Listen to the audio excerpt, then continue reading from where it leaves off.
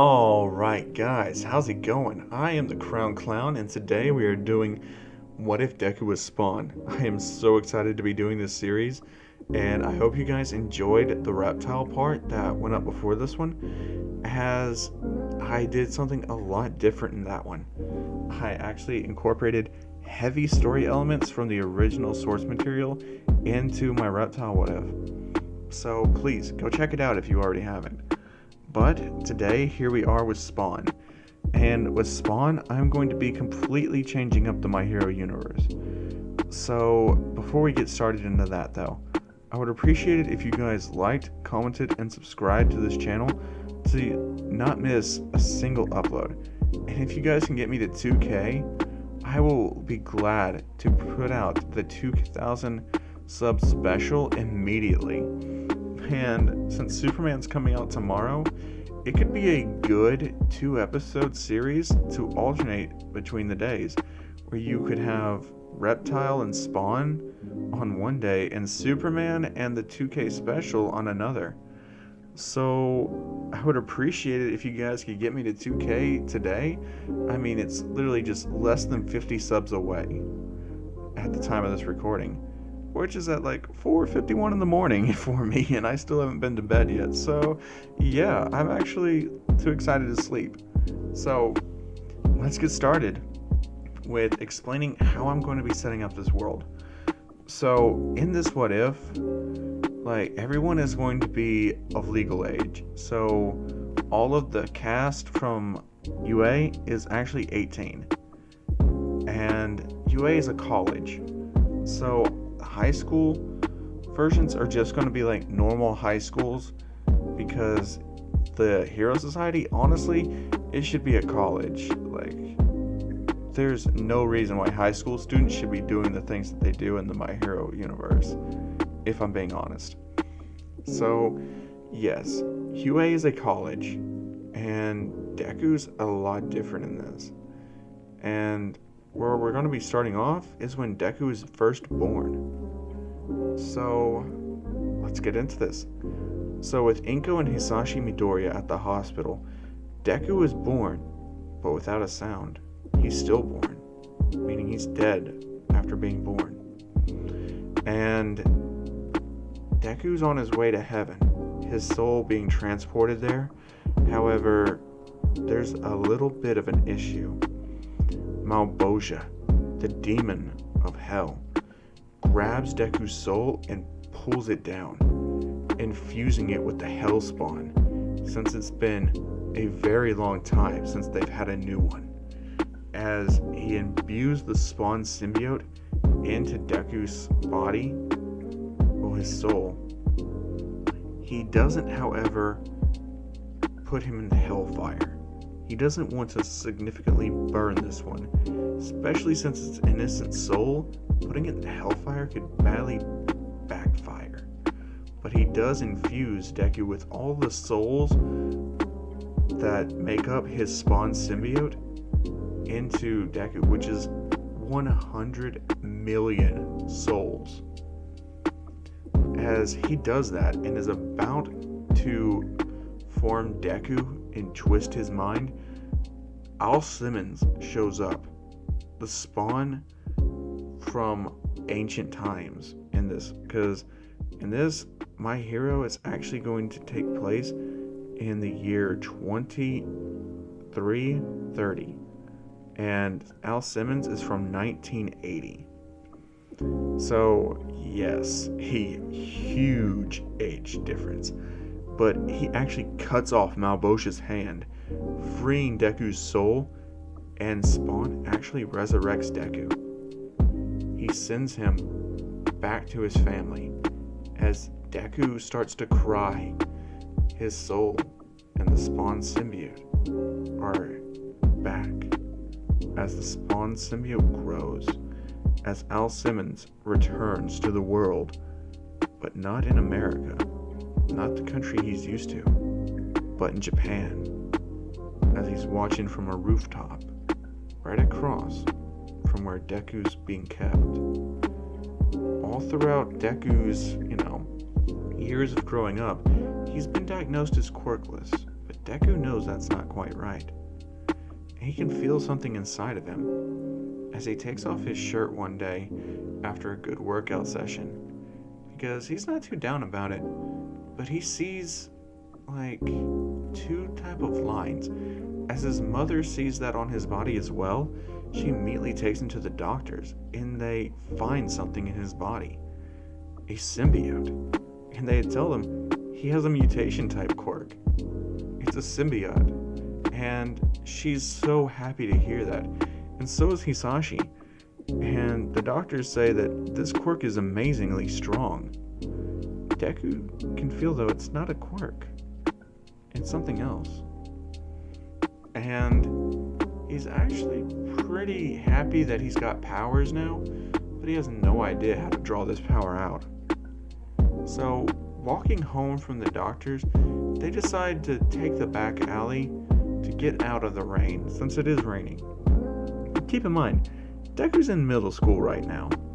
So, all throughout his years, Bakugo's been bullying him heavily. And for middle school, to escape the bullying, he's gone to a different middle school. As, Spawn is watching, and he sees this mugger coming down the alley. He wants to intervene, but he decides against it, watching Deku see what he would do, to see if his power would awaken. As the mugger grabs Inko and slams her into the ground, he stabs Hisashi in the shoulder and kicks him down. Deku sees this and he tries to stop. As the assassin, or the mugger, slashes Deku across the chest, Deku's rage finally breaks. He's fed up with being weak, powerless. He wants vengeance. He wants to kill this man for hurting his family, for making him feel weak. He wants vengeance. He wants justice to be served. As the symbiote erupts from Deku, feeding on the negative emotions and feeding on the sin. As it erupts, Deku's covered in a black substance. Red bands with spikes wrap around his arms. A green glow comes into his eyes. A mouth opens up with a green tongue. The cape appears red. Wrapping around Deku, chains from his own design come out. Oh, Deku is furious. As the chains wrap around the assailant, they crack his bones, breaking his arms and legs. His parents are horrified at what they're seeing, but thankful for Deku stepping in. His power now manifested. He snaps the mugger's neck and hangs him from his chains. As he drops the body, he realizes this is his power. As Al Simmons drops down from above, and Deku's parents think that they look identical. As Al says, "Hey kid, you're a hellspawn." As Deku says, "What?" And he explains what happened to Deku's soul. As Inko knows this is the truth, as there's no way this stranger could have known that he was a stillborn. And that's why they've been so overprotective for Deku. That's why they moved him away from Bakugo's bullying. As Deku hears all this, he says, "This is the truth. I can feel it." As Spawn says, "I'll train you. You'll become Spawn. Call me Al Simmons." Says to the kid, "I don't do things nice. What you're about to find out, what you're about to see, and what you're about to have to do, it'll be on the grayer side of the law." Deku says, if heroes couldn't save people from this type of lowlife, then I don't want to be one. His parents say, "No, you shouldn't just do what this man says." And Deku says he's the closest person who will ever understand me and could teach me to control this power. And you want me to turn away from that just because I would be giving criminals and scum what they deserve? No, I won't. This is my power. This is my vengeance. I will clean up this world better than any hero could. As Spawn says, hold on, kid. You can still be a hero. You can do things the right way. I'll train you. But if you want to be like me, if you want to use your powers to their fullest extent, unhinged, then I suggest you do what I need you to do. And Deku says, train me. Spawn agrees. As Sasashi, he's what Spawn's thinking. Inka was nearly, a plaything for some mugger, and Hisashi nearly died, and Deku was almost killed. So he thinks that now, after something like this happening to him, Spawn's way of thinking, it's right. Is Inko kind of has to agree though. She was nearly violated. She doesn't want that to happen again. But while Spawn is searching Deku's symbiote, he realizes it's unclaimed. Heaven nor hell have a claim to him. He's a free soul with the power of a hell spawn, just like Al. But he knows that now he's gonna have forces from heaven and hell coming after him. He needs to be trained. He needs a guardian. And he tells him, alright kid, we're gonna start your training tonight. As Deku says, very well. So throughout the years, all the way up through middle school, Deku's been trained by Al to be a ruthless assassin. And Deku's been out with Al Simmons every night, killing muggers, criminals, rapists, serial killers, the likes. He's killed them all. And, there's going around saying that there's a mass murderer out there, killing criminals and stringing them up in gruesome ways. As Al tells him, you shouldn't discriminate against dirty cops either, or heroes that are, a bit on the darker side of the law, that take things upon themselves and force themselves upon innocent people that they just saved, exploit their job for power, wealth, and fame.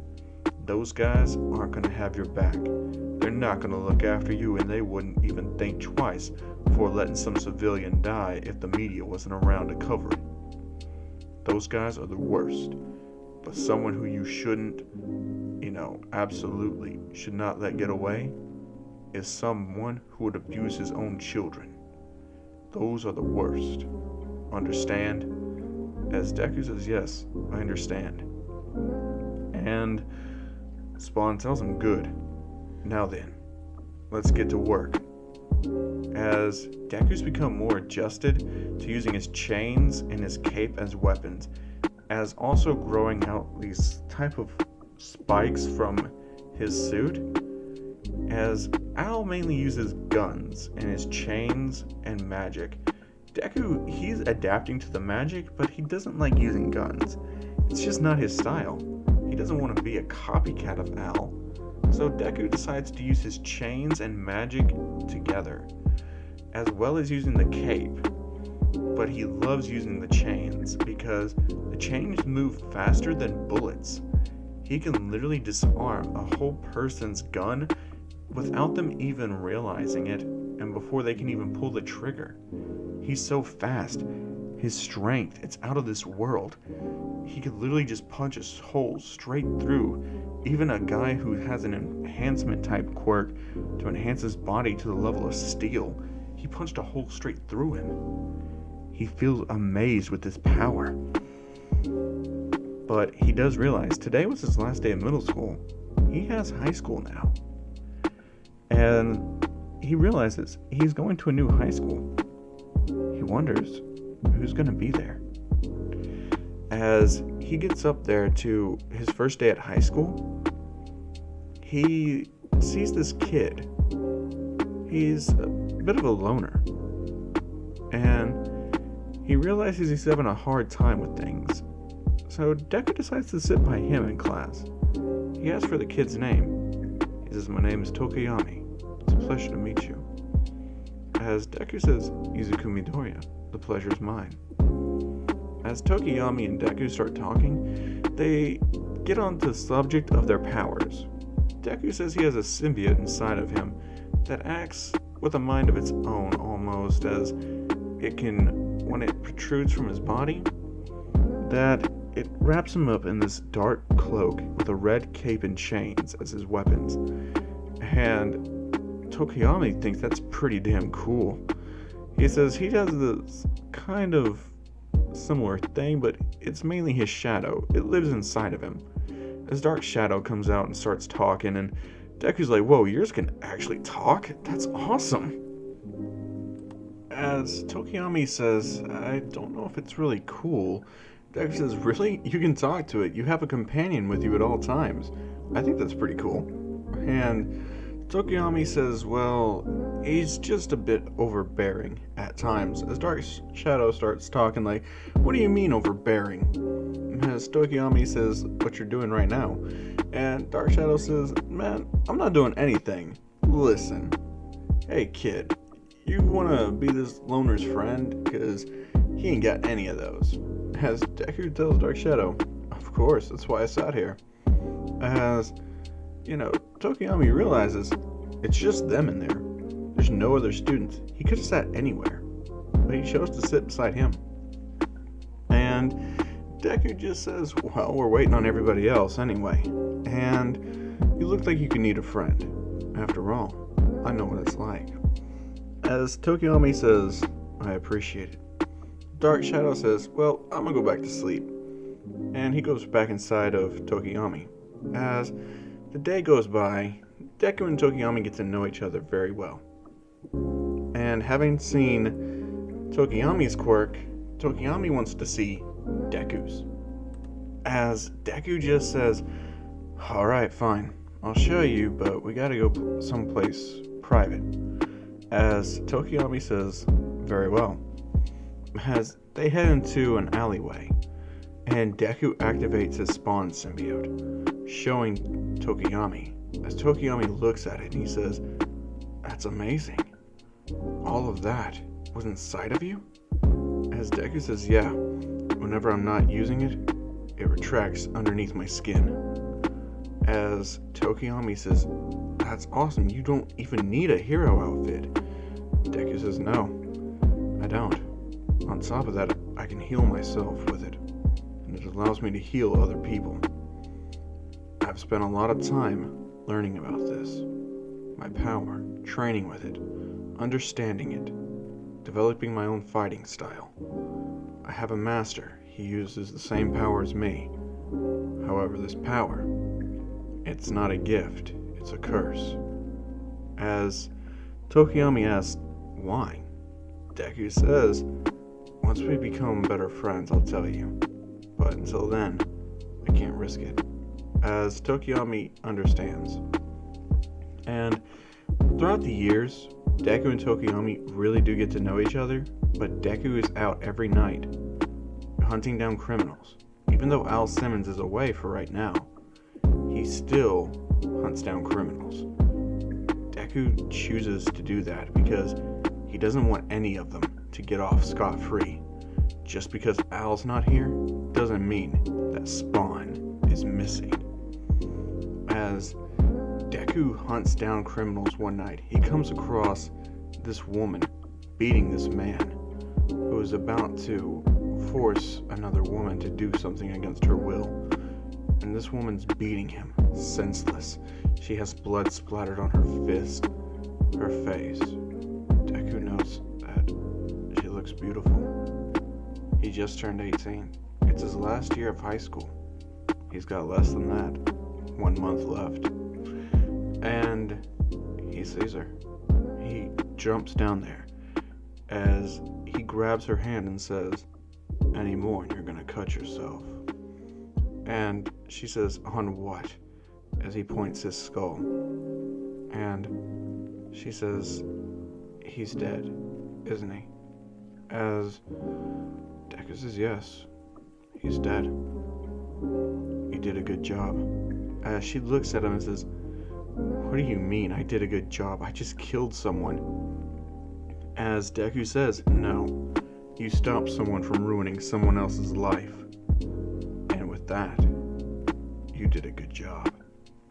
As he looks at her and he asks for her name, she says, it's Midnight. What's yours? As he says the name's Spawn. And she says, Spawn, you're not registered with Heroes.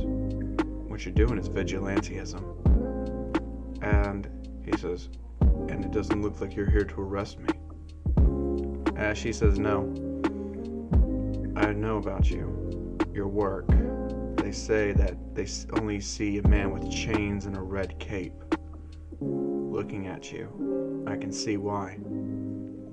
You kill people. You leave them mutilated, just hanging from walls. I've seen your handiwork firsthand at a number of crime scenes. The police would like nothing more than to have you locked up inside of a cell for the rest of your life. However, I think you're doing the right thing. These animals, they don't deserve everything that they get.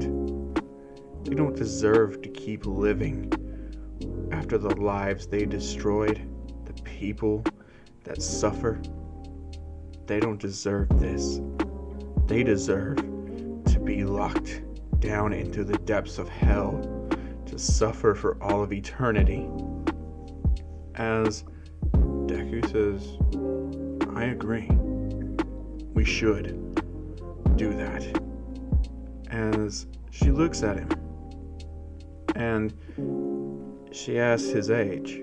He says he's 18. Midnight says, I'm 24. It's a pleasure to meet you. And she says, since you're 18, you're probably still in high school. We're just getting out. Am I right? Deku says, agreed. That is correct. As she says, I'm a teacher at UA. This will be my first year on the job when classes start up again. And Deku says, oh, and why are you telling me that? And Midnight says, because I want you to apply to UA. And he says, any particular reason?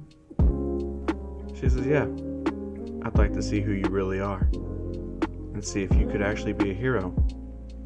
That way, I wouldn't have to turn you in. As Deku decides, it would be a good opportunity. He'd have to change his look up a bit, but it would be a good thing for him to do. Especially since he could get the inside information on what's happening, how heroes operate. It would be better for him to help, understand that so he could avoid them later on in the future. He agrees to do that. As Tokiyami and him meet up the next day, he tells Tokiyami he's planning to go to UA. As Tokiyami's like, wait, that college? So you're actually wanting to go to college? I thought you said you didn't, and Deku says things can change. You told me you were heading there, right? Maybe I'll just follow you. As Tokiyami says, yeah, that'd be great. I'd have my friend there. And Deku says, please, we're not friends. As Tokiyami kind of looks down for a moment, as Deku says, we're family. Tokiyami smiles and says, you're right. We've spent 4 years together, so of course we're family. As Deku says, damn straight, don't forget it. As Tokiyami smiles, he says, man, the 4 years that we trained together, fought against each other, had our own battles, it all feels like a distant memory. Graduation's coming up soon. I don't know what's gonna happen. Deku tells him, don't look at the past, look to the future. And Deku sees this man. He's a darker male wearing a suit, and then he realizes the green flash in his eyes. It's Al Simmons. As Deku says, I'll catch up with you. As he walks over to Al and says, what's up, master? As Al says, don't call me that, please. You're not a kid anymore. You're a man. Start acting like it. After all, I heard you calling yourself Spawn now. As Deku says, yeah, I'm calling myself Spawn. What about it? Al tells him, look, I want you to infiltrate UA College. As Deku says, I was planning to. Spawn tells him, good, because there might be a lead there for us to follow. Deku says, what type? And Spawn says, there's a lot of staff changes happening this year. A lot of fresh blood being let in, and some blood being transferred in. And, well, there could be a role for a mole to potentially be in there. And if there is, which I think there might be, it could lead us onto something big. Something so big, in fact, that it would actually require you and me both working together. But I need you in there. And Deku asks, and what if there's a villain attack while I'm there? Spawn says, that's pretty obvious, right? You're Spawn. You kill villains. End of debate. No feeling sorry for them or anything. You just kill them. As Deku says, always. As he walks to class. And Al tells him, be careful and keep your head down, lest it get shot off. As Deku says, I'll just heal. And Spawn tells him, stop relying on that magic of yours so much. It's gonna lead to your death one day. Focus on honing your actual skills, and you won't need magic. As he walks off, and Deku, he thinks about that. He realizes he has been, relying on his magic too much. And as for All Might, All Might's actually going to the college, but he won't be meeting Deku so early on. Instead, he meets Bakugo early on, since there is a deal about the sludge villain that does attack Bakugo. However, he does it during today. While Deku's at school, about to leave, the sludge villain attacks and Bakugo, and Deku sees the live feed on his, phone, and All Might swoops in and saves Bakugo. Deku, seeing that being handled, he decides to walk with Tokiyami. And Tokiyami and him actually go a different path today. They decide to hit the gym. And while they're working out, Deku asks Tokiyami, what do you actually want to be a hero for? And Tokiyami says that he wants to administer justice. He thinks heroes aren't doing enough. As Deku says, you don't say. I agree with you. I think heroes these days are all vain and only in it for the money. They don't really care about the people. And if there wasn't any media around, hell, over half of these heroes wouldn't save anybody. And, Tokiyami says, yeah, that's true. What do you think about the heroes that made their debut today? Mount Lady. And Deku says she's the prime example of what I just talked about. Only in it for the popularity. And Tokiyami asks, alright, is there any heroes that you actually look up to? Deku says there's two. And Tokiyami says, two? That's more than I thought. As Deku says, yeah. Tokiyami asks him, who are they? Deku says, one's a rather newer one on the scene. She's only 25. And her name's Midnight. As Tokiyami says, Midnight? The R-rated hero? And Deku says, yeah, she kicks some total ass, man. And she does it for the right reasons. She's wanting to save people. And he says, she's suspected of murdering a suspect last night. And Deku says, so what if she did? The dude's probably a scumbag. And Tokiyami says, well, he was an attempted rapist. And Deku says, my point being, if people like that get a free pass in a comfy prison cell, then what's the point? I mean, wouldn't the world be better off with him dead? As Tokiyami thinks on this, he's like, so who's the other one? He says, Eraserhead. That dude's pretty badass, and he has killed people before. He's a nighttime hero, and that's when crime is at its most rampant, during the night. When that symbol of peace, the glory hog of the sun, All Might, is asleep and fast asleep in his bed, not giving a damn about the rest of the people. And Tokiyami says, what do you got against All Might?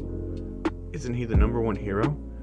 Deku says, number one hero? In whose book? And Tokiyami says, I see.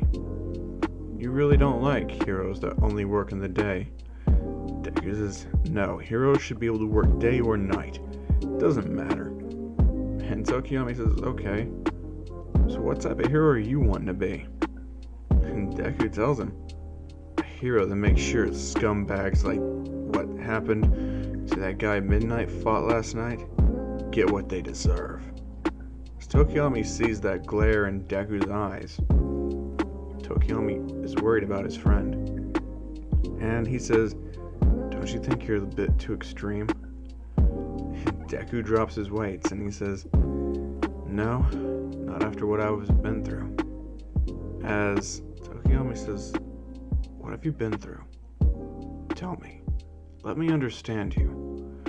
As Deku sits down on the bench, he looks up at Tokiyami and says, when I was younger, I was walking through an alley with my parents to get out of the rain, and this mugger came up.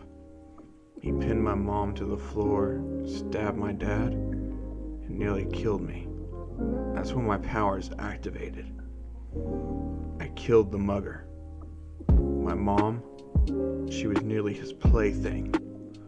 My dad nearly died, and my life, if it hadn't been for this thing healing me, I would have been killed. As Tokiyami understands now what Deku's went through, he can understand his drive for vengeance, for why he doesn't want people like that running amok. Deku's seen the darker side of things, and every night traveling with Spawn, he's seen the worst type of human beings, and he's been judge, jury, and executioner for far too long to turn his back on it now. And he tells him, my master and I, we've been judge, jury, and executioner for a long time now. As Tokiyami hears this, he's like, what do you mean? Deku tells him, I'm Spawn. As Tokiyami says, Spawn? Who's that? As Deku transforms, and Tokiyami remembers all those reports that he's overlooked, didn't think that he could possibly be him. And he says, you've been killing people, haven't you? And Deku tells him, you're damn straight I have. As Tokiyami says, what you're doing, it's wrong. You don't have the authority or the right. What makes you so self-important to those people?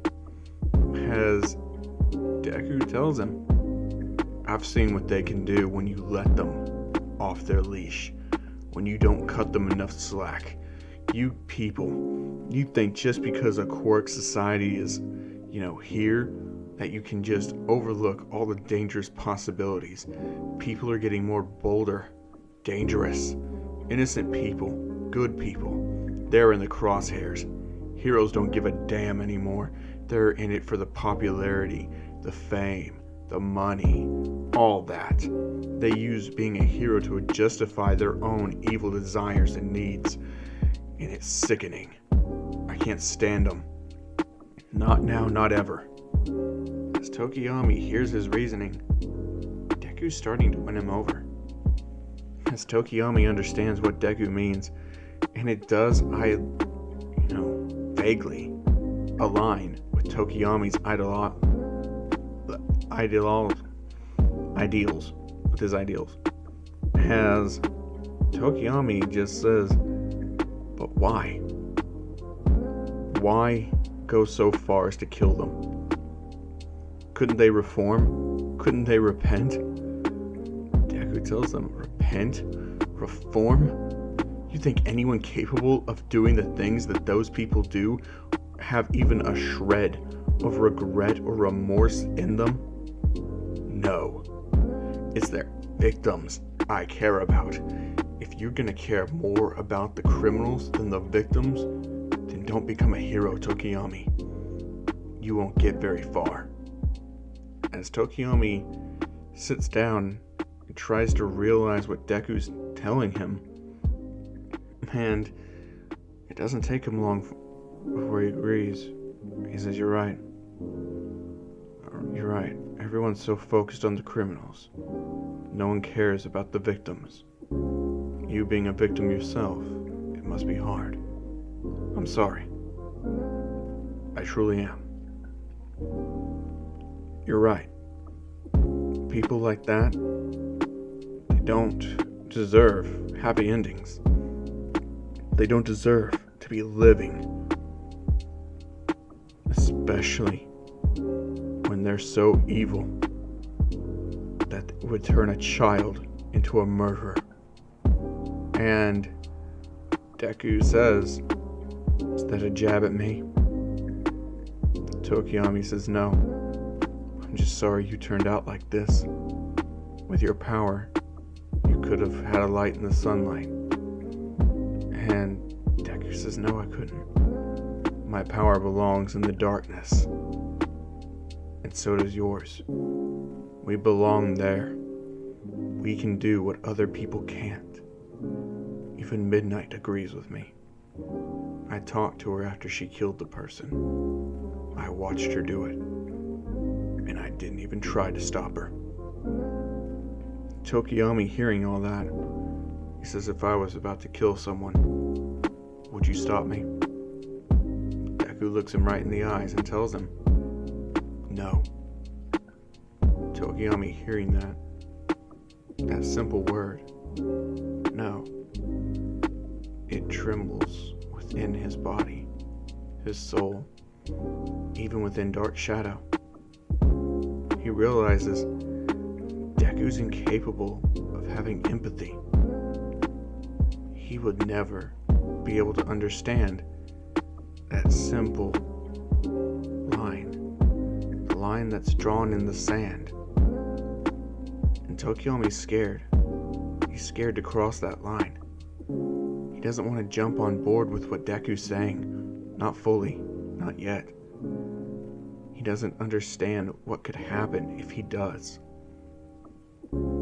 So they go their separate ways for today, as Deku heads back home. And for the rest of the month, they do hang out, but there's tension in the air. Neither one of them wants to talk about that conversation, especially Tokiyami, realizing his own best friend wouldn't stop him from becoming a murderer, but when Tokiyami would have done that for Deku. And it's the last day of school, their graduation ceremony. As Tokiyami is given his speech, Deku's sitting there, listening. Tokiyami finishes. Deku applauds with everybody else. And Al Simmons is in the crowd, clapping his hands, same as everybody else. After the ceremony, he finds Deku and tells him his real training starts now. As Deku tells him, there's someone else I want to train. As Spawn says, who? Who else do you want to train with us? And Deku tells him his name's Tokiyami. And it's time he sees what we see. As Al tells him, you sure you want to drag one of your friends into this line of work? I'm not one to judge, but that's going to ruin your friendship. Deku says that's pretty much already done with what we had talking. It's time he sees what I'm talking about. As Al tells him, bring him. So Tokiyami is met by Deku and Al Simmons. And Tokiyami says, I'll be there. So, they're in a rooftop, an abandoned building, and Tokiyami's up there with Deku and Al as he watches over the night, as he sees muggers, rapists, murderers, psychopaths, arsonists, the worst types of people. And Deku tells him, these are the type of people we put down. As he sees an arsonist setting fire to a building that still has people in it. He sees murderers getting ready to catch all of the people coming out. He sees the other ones waiting for the stragglers as the building catches on fire and burns. Deku and Spawn jump down there to eliminate their targets. As Tokiyami goes down there with them, he realizes this is real life. What he's doing right now, it's vigilantism. And Deku, he couldn't care less. As he takes the arsonist by the throat, he punches him so hard he breaks half his skull in half, and he rips his head off, throwing him into the fucking alleyway, spitting on him. As the spit turns to fire and burns the arsonist, the murderers and the others, they're there, terrified, as Al unloads a whole round from his submachine gun across the board, ripping them with holes. As Tokiyami watches, he sees Deku's chains slashing through people, his cape tearing them in half. He realizes Deku's too far gone. This is his life now. And Tokiyami sees this little girl alone in a corner, surrounded by men who are over 3 times her size. Rage fills him. Dark shadow grows. Tokiyami rushes over there, dark shadow slashing at them, beating them into the ground, slamming them against the wall. As Tokiyami yells, "You don't touch this little girl. You don't touch a child, period." And Deku's just watching. He's finished off his. Al Simmons has finished his off as well, as they watch Tokiyami beat them mercilessly. Deku takes one of them and wraps them up in his chains, holding him in the air with one chain around his neck only, as he hangs him. As Spawn, Al Simmons, he just puts one right between the eyes, as Tokiyami beats the other one to death. Realizing he just killed someone, Tokiyami looks up and says, "Why? Why did it come to this?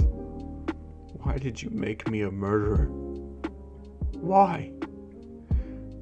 As Deku looks at him, puts his hand on his shoulder and tells him, "I wanted to show you the world I live in. The price of being a hero." As Tokiyami breaks down in tears, and Deku comforts his friend. And that's where I'm leaving it off. I hope you guys enjoyed this series. This one's gonna be a bit more real. I'm not pulling any punches with anything. So, I hope you guys enjoy. As always, I've been the Crown Clown, and I'll see you guys in the next one. Peace.